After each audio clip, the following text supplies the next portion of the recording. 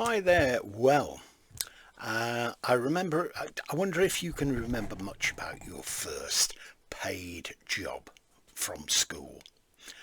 Uh, the first job that I had was as a junior trainee at a big store called Rackham's in Birmingham, and this would be about 1970. I think my mother had seen an advert in the Birmingham Mail that they were recruiting trainee staff anyway. So I went along to the interview, took details, etc. And then I found out in the post that I'd been successful and I could start in a week.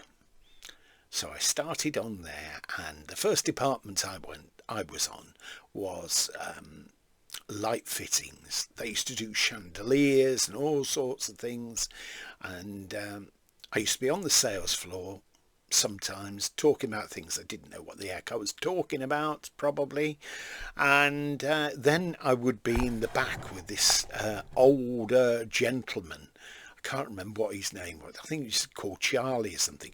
And he was a retired electrician, and he used to sort of adapt all the lights or make adjustments, etc. to them. And he had a bit of a weird sense of humour anyway. And he was obviously, I think he was quite jealous because I was young and he was not. And then I used to have to take the chandeliers down to the packing department, which was an education, the way they used to pack those things. They had great big rollers with brown paper on and all the accoutrements for packing things that were very delicate. So I was on that for 3 months. And the next department I went on was gents outfitting. And at that time, I think it was possibly before Are You Being Served? Or maybe around about the same time. But the characters on that dress fabrics, on that gents outfitting department, were basically like very much like Are You Being Served? And we had some great fun there. And I was put on cufflinks, and they sold Wedgwood cufflinks and fancy cufflinks and gloves and things like that. And I was with a gentleman called Trevor Shelley, and I think he was called David Foster, the other chap on there. And then there was this West Indian guy called Paul. Don't know what his name was. Very good looking. He had the sort of Harry Belafonte look, but darker. And then there was another chap on that department called Frank Langham, and he was Irish. He sort of had a sort of impish leprechaun sense of humour about him. Some great memories on that department, and later on it encouraged me to go into menswear and menswear management, etc., and sales for some years. Anyway, when I was there, you used to see all sorts of people from Crossroads, and Noel Gordon was a frequent visitor, and she used to come up and she used to ask me to show her cufflinks that she wanted to buy as gifts. I don't know who these gifts actually were for, but she was always very nice with me. There was a little sniff of gin or a little sniff of whiskey, and she always wore a big fur coat, and she asked me how I was, how my family was, and so on. She was a really nice lady anyway. And then where did they send me from there? They sent me down to dress fabrics, which was the department below, the floor below, and sometimes I had to wrap fabric around the female mannequins that were up high, sort of made into a dress. I was shown how to do that. That was quite interesting. The buyer there was called Mr. Heaven, and the assistant buyer was a gentleman called Frank Sheeran. And I had a classic French Mac that had been bought for my 18th birthday or something like that at the time, and somebody burnt it with a cigarette when I was in a pub somewhere. So I brought it in the morning. They did an invisible repair, and they took the sleeve in a bit. It was amazing how they did it. I mean, my mother did dressmaking, and I knew she could do some clever things, but that was really, really clever. Then, where did I go? Where was I sent to then? Onto the book department, which I was on till I left.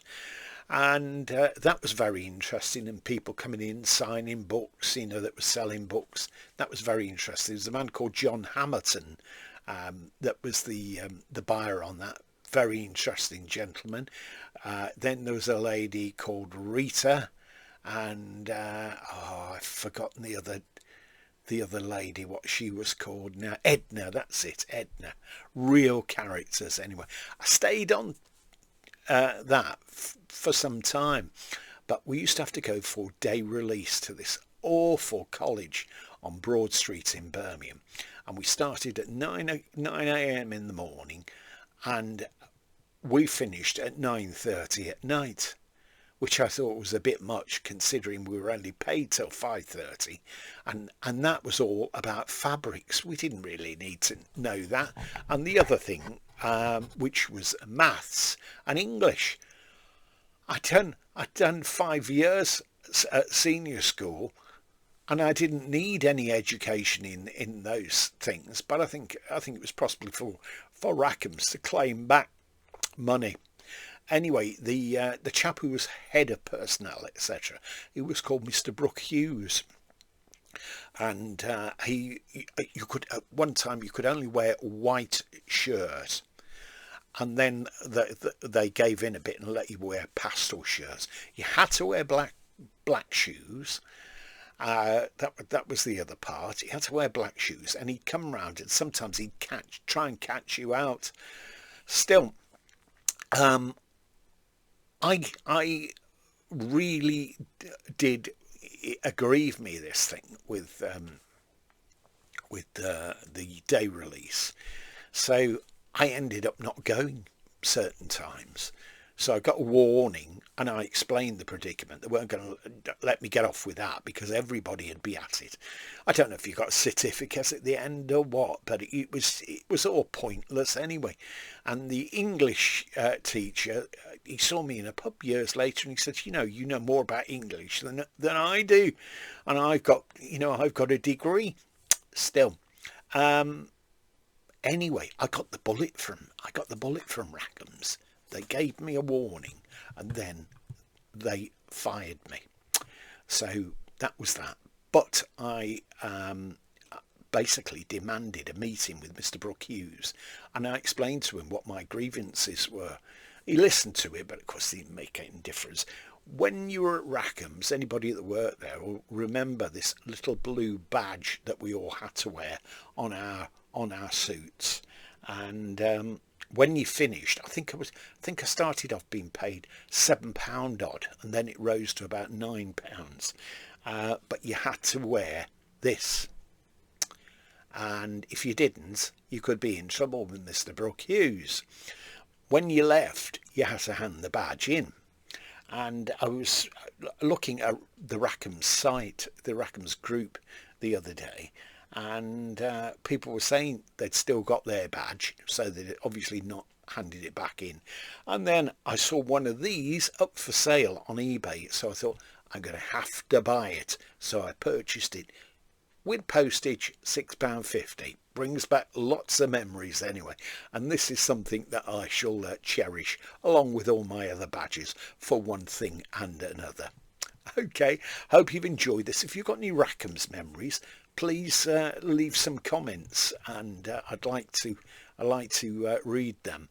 I think it was part of the House of Fraser group later, but years ago when I was in Birmingham, about 2015, I went to visit the store, and of course it changed hands, and it looked a very sad building now, and barely a scrap of the original stock or items that they used to sell.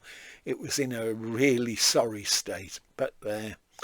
And they call it progress. Okay, take care. If you've enjoyed this, please leave a like, and if you've not subscribed, please subscribe now, because it would be great to know that you get the links for all the videos that I make. Okay, bye.